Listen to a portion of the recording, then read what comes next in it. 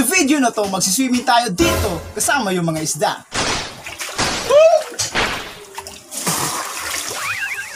Wah! Wah! Wah! Gagayahin!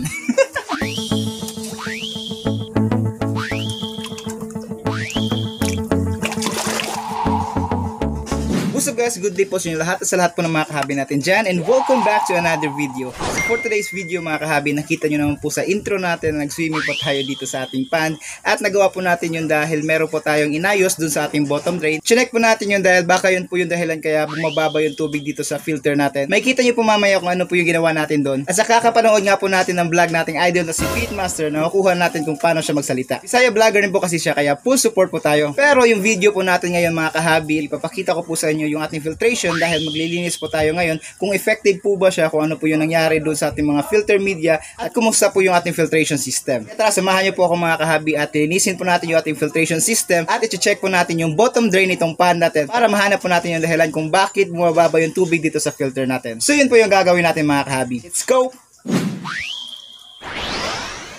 Woo! Ano naman ito, Kapit Master? Sa video na to, magsiswimming tayo dito kasama yung mga isda. Wah! Wah! Wah! Gagayahin! Wag nyo po yung gagayahin guys. Meron po tayong ayusin. Titignan po natin yung bottom drain kung meron po ba siyang lumot kasi parang bumara po kasi dito. Kunin ko na po muna yung takip ng bottom drain at check po natin.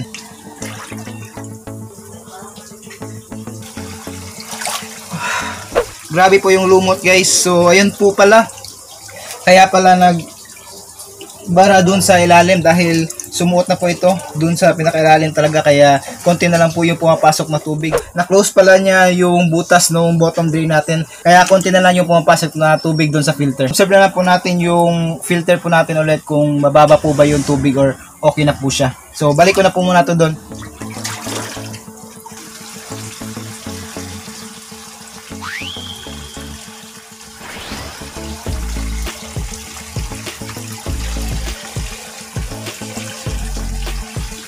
Sana yun lang po yung dahilan kung bakit bumababa yung tubig dun sa filter natin. Mga kahabi, ito po yung entry natin sa Himagsikan Koi Farm. Sa kanilang grow out, yan, malaki na po siya. Yan. 6 inches lang po ito nung nakuha natin. At naswertehan po ito. Ito po yung naging RGC. Ito naman po yung from Chinisikoy Jewels na grow out. Yan, laki na rin.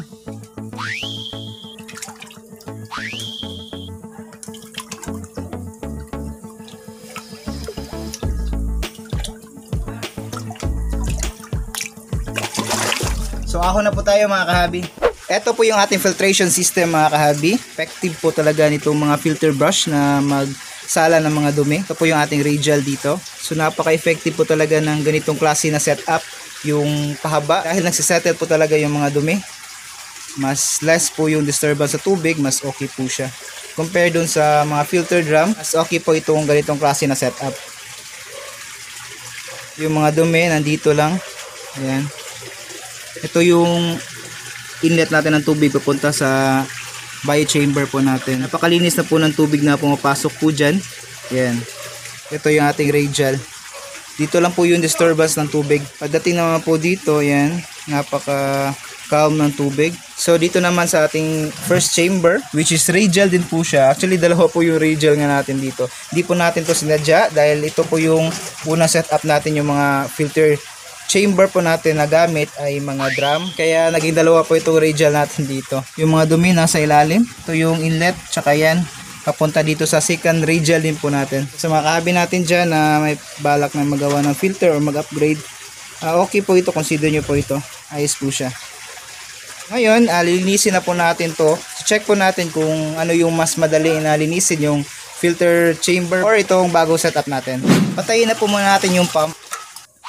Takpan natin itong mga inlet ng tubig. Yan. Mas mabilis po natin malilinis itong mga filter brush dahil dito na lang po natin lilinisin to sa chamber mismo. Yan. So talaga mas mabilis po itong ganitong system guys. Yan na po yung gagawin natin.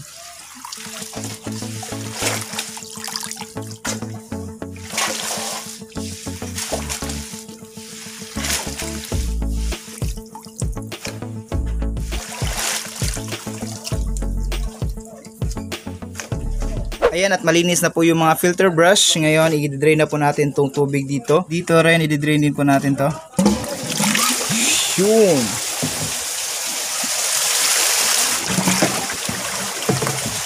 Kaya napakabilis lang linisin.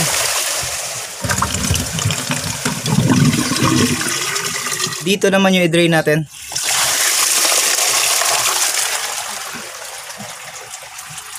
Ayan, wala nang tubig yung chamber natin. At para makuha yung dumi dun sa pipe na nasa bottom drain, kailangan natin tagalan ng tubig.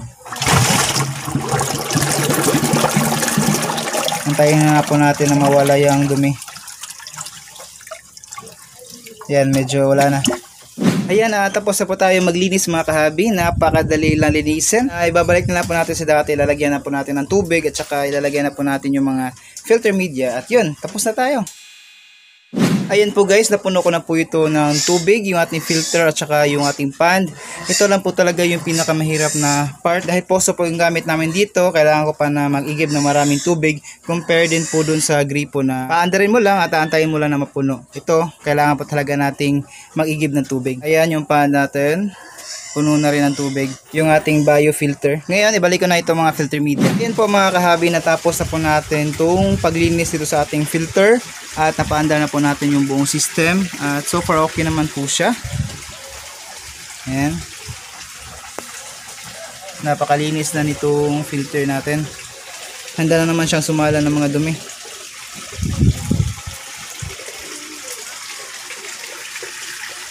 Ayan.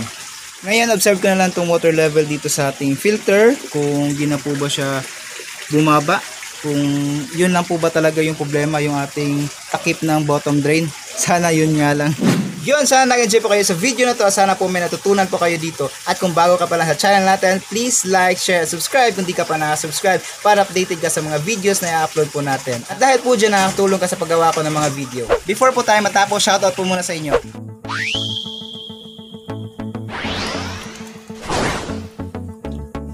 So yun, nandito na po muna. Thank you and see you ulit sa susunod na video.